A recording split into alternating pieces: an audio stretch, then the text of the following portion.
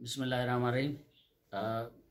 पिछले किस्त में जो चीज़ें रह गई थी, तो ये वकूआ है 9 अप्रैल 1999 का। मैं वहीं डेरा बुक्टी पीरको में मेरी पोस्टिंग थी। एक बहुत बड़ा वकूआ रूनमा हुआ था। वो इस तरह के मुझे पॉलिटिकल एजेंट ज़फ़रुल्लाह बलोच साहब थे और APA थे खुदा बख्श लासी। उन्होंने कोई 1:30 बजे के करीब मुझे दफ्तर बुलाया और उन्होंने एक पर्ची जो है मुझे थमा दी। उस पर अपने कलम से उन्होंने जो है ना लिखा हुआ था, कोई 9-10 आदमियों के नाम थे जिन पे सर फहरिस्त अपना गुलाम सेन जो हमारे लेविस दफ़ेदार थे उनका नाम था, बख्तियार खान लेविस दफ़ेदार था, ये नौतानी है दोनों उनके, और दूसरे लोगों का भी नाम था। तो मुझे उन्होंने कहा, PA साहब ने कहा कि यार मैं कल गया था दौरे पे पीर को, वहाँ OGDCL ने एक कंप्रेसर प्लांट लगवाई थी चाइना और अपना जापान के ताउन से। वो कंप्लीट हो चुका था, तो कल उनको हैंड ओवर करना था वहाँ मुकामी इंजीनियर्स को। तो ये लोग हैं, ये 9-10 लोग थे, सरकर्दा ये हैं। बाकी तमाम वो लेबर जिन्होंने इस दौरान कंप्रेसर जब बन रहा था, उन्होंने जो लेबर थे उन्होंने उस गेट को बंद किया हुआ है। तो वो मुकामी इंजीनियर्स को जो है ना कंप्रेसर प्लांट हैंड ओवर करने नहीं दे रहे हैं, हड़ताल किया हुआ है। और मैं जब गया तो मेरे साथ भी उन्होंने बड़ी मेरे साथ बेइज्जती से पेश आए, बेअदबी की, और खसूसी तौर पर गुलाम सेन नौतानी ने जो दफ़ेदार लेविस भी है।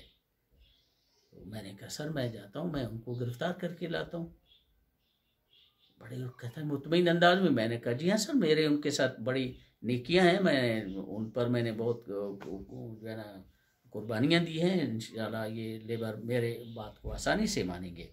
पहले एक दफ़ा वाक़या हुआ था, अभी मैंने जब उनको कहा, वो आराम से गाड़ी में बैठे, आकर गिरफ्तारी उन्होंने दी। तो ये नौबत देख के तो खुदाबख्श लासी साहब वो भी तैयार हो गया। तो मैंने कहा कि सर आप नहीं है, मैं खुद जाता हूँ, ये जितने भी हैं सबको मैं अरेस्ट करूँगा। उन्होंने कहा नहीं नहीं, जिंदगी में कहा माँ भी दम। ठीक है, हम दोनों रवाना हो गए। तो बेस कैंप में पहले गए, वहाँ BRP वाले थे, मेंगल थे, मेरे दोस्त थे। तो उनसे बैठ के अपना पिस्ता बादाम वगैरह वो उन्होंने हमारी खातिर तवाज़ो की। तो मैंने APA साहब को कहा, मैंने कहा सर हम खुद चलते हैं अपने लेविस के ज़रिए, BRP नहीं उठाते। उन्होंने कहा नहीं नहीं नहीं, BRP तो ज़रूरी है। मैंने कहा सर BRP की ज़रूरत नहीं है, मेरा तजर्बा है, आप इसको छोड़ दें। उन्होंने कहा कि नहीं उठाते हैं। मैंने कहा ठीक है। वहाँ से 2 गाड़ियाँ BRP की हैं, एक OGDC की है, एक मेरी है, एक जो है ना APA साहब की है। हम जहाँ हड़ताल है, गेट बंद है, लोग हैं सारे खड़े हैं। APA साहब ने उनसे बात की, उनको हड़ताल ख़त्म करने की बात की। उन्होंने नहीं माना। उन्होंने कहा कि हमें पक्का किया जाए, हम जितने भी हमने काम किया, हमें जब तक पक्का नहीं करेंगे हम इनको कंप्रेसर प्लांट जो है ना हैंड ओवर करने नहीं देंगे। बड़ा काफ़ी उन्होंने बातें की। मामला जब नहीं बन रहा था तो मैंने कहा सर थोड़ा सा मुझे भी आप टाइम दे दें। उन्होंने कहा ठीक है। तो वहाँ मेटल वेटल पड़े हुए थे, एक टीला था मेटलों का। तो क्योंकि रश थी, काफ़ी लोग ज़्यादा थे, मैं उस टीले पे चढ़ा ज़रा ऊंचा होके। तो मैंने कहा कि मेरे दोस्तों, मेरे भाइयों, बुक्तियों, मेरे तरफ तवज्जो दे दें। मैंने मुख्तसर सी एक तकरीर की, अपना ज्वाइनिंग से लेके उस वक़्त तक मैंने अपनी नेकियां गिनवाई। मैंने कहा कि देखो जब ये काम होता था, तुम लोग कहते थे कि नायब तहसीलदार जो है ना पैसे लेता था, अपने 2-4 मज़दूर लगाता था जाली किस्म का, और मैंने नहीं लगवाया, आप लोग इसके गवाह हैं। मैंने कहा कि वडेरा फ़लाँ फ़लाँ फ़लाँ, तुम लोग इस चीज़ के गवाह हो कि कंपनी वाले ने एक इतना सा बंडल पैसों का था, वो मुझे दे रहे थे कि सर ये आपका 2 महीने का या 3 महीने का पता नहीं कितने का बन गया। तो मैंने उठा के उसके मुंह पर मारे थे। मैंने कहा कि आज अगर ये पैसे मैं लूँगा तो कल मैं इन बुक्तियों के हक़ की बात नहीं कर सकूँगा, मेरी आंखें तुम्हारे सामने नीचे होंगे, लिहाजा मुझे मत ख़रीदो। मैंने पैसे फेंक दिए थे। तो सब बुक्तियों ने कहा कि हम गवाही देते हैं, बिल्कुल आपने ऐसे किया और आज तक आप इसी पे साबित कदम हैं, कहें आप क्या कहना चाहते हैं। मैंने कहा कि आप गिरफ्तारी दें, जितने ज़्यादा से ज़्यादा लोग आप गिरफ्तारी देंगे, इतना गिरफ्तारी दो, इतना दो कि डेरा बुगटी हमारे जेल में, हमारे लाकअपों में जगह नहीं हो। हम कमिश्नर से बात करें कि हमें गाड़ी और हमारे बंदोबस्त करें ताकि हम बकाया कैदियों को उससे भी शिफ्ट करें। तो बात इस हवाले से बात कमिश्नर तक भी पहुंचेगी। और मैं आपसे वायदा करता हूँ, क्योंकि मैंने जो है ना डीसी साहब से पहले बात की थी, मैंने कहा 2-4 आदमी आपके मैं कंफर्म करा सकूंगा, इससे ज़्यादा नहीं, क्योंकि आप तो लेबर थे, कैजुअल लेबर थे, काम खत्म हुआ, आप फारिग हैं। मुआहदा भी आपका है नवाब साहब और कंपनी और पॉलिटिकल एजेंट के दरमियान एक मुआहदा भी हो चुका है, उसमें आप सिर्फ लेबर हैं। तो उन्होंने कहा कि बिल्कुल गिशकोरी जिंदाबाद ऐसे करते हुए गाड़ियों में बैठने लगे। 2-3 गाड़ियां भर चुकी थी, तो बंदे क्योंकि ज़्यादा थे, मैंने फ़ोन किया मैनेजर, फील्ड मैनेजर को कि 2-4 गाड़ियां और भेज दो। हम खड़े थे, उनके नोटेबल भी खड़े थे। तो एपीए खुदाबख्श साहब ने कहा कि ये जो वडेरा लीमो है, फलाना है, फलाना है, फलाना है, इनको भी गिरफ्तार करो। फिर मैंने जाकर खुदाबख्श साहब को कहा, मैंने कहा कि ये आप इसको छोड़ दें, इनको मैं अपनी गाड़ी में लाऊं। नहीं नहीं नहीं नहीं नहीं, इनको भी गिरफ्तार करो, असल शरारत तो फलाना इनका है। तो बीआरपी वालों ने जब एक वडेरा था उसको जब हाथ डाला, तो वडेरों ने उसने कहा कि भाई भुगतियो गैरत करो की बात हो गई। तो बस शुरू हो गया उनकी जो है ना पथराव शुरू हो गया। उन्होंने मेटल वेटल तो रोड किनारे पड़े हुए थे।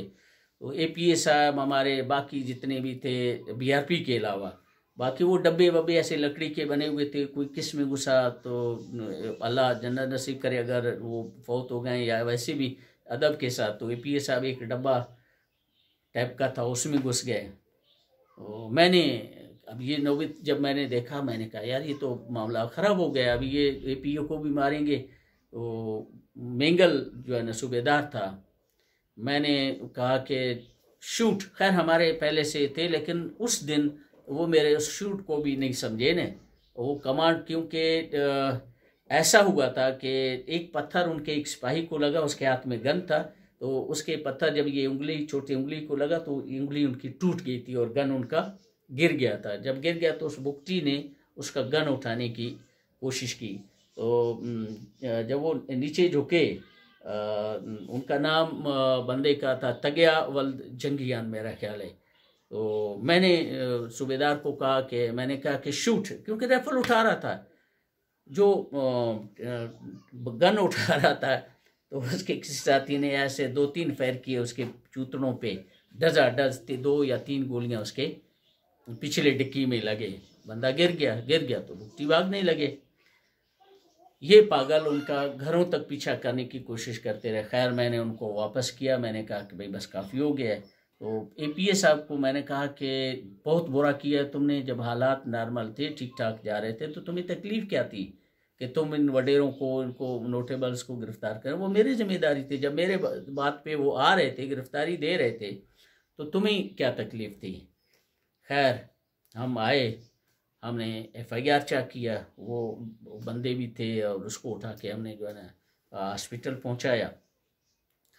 इससे पहले जब मैंने जिक्र किया था, मैंने एक बंदे की गाड़ी लगाई थी उसका जमालान का, वो 2-3 महीने के बाद 2 नंबर गाड़ी निकली और पेमेंट भी किसी का अदा किया हुआ नहीं था।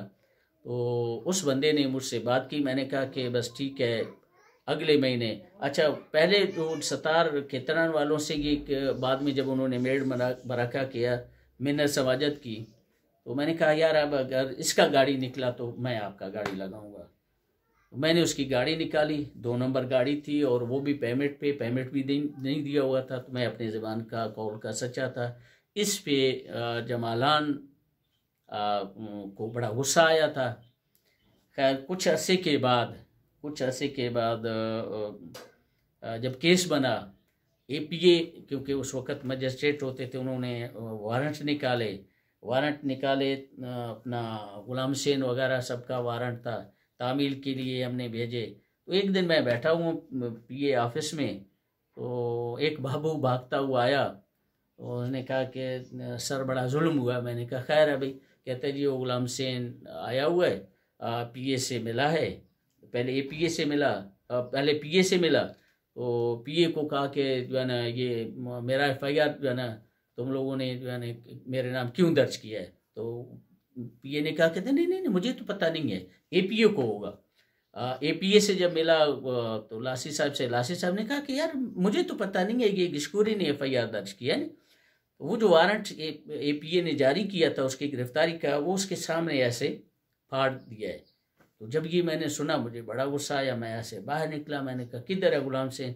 तो अब्दुल्ला खान हमारे जो है ना जो इस वक्त बोर्ड ऑफ रेवेन्यू में है, ये भी नायब थे पहलावर के, तो उन्होंने मुझे पकड़ा, उन्होंने कहा कि नहीं होता ऐसे इस मामले में। खैर उन्होंने क्या किया कि उल्टा हमारे ऊपर क्रॉस केस किया है। अब इस क्रॉस केस का किस्सा हम अलग बात करें क्योंकि इसमें टाइम नहीं है। इंशाल्लाह अगली किस्त में मैं आपको बताऊंगा कि उस क्रॉस केस का क्या मामला हुआ है। Thank you.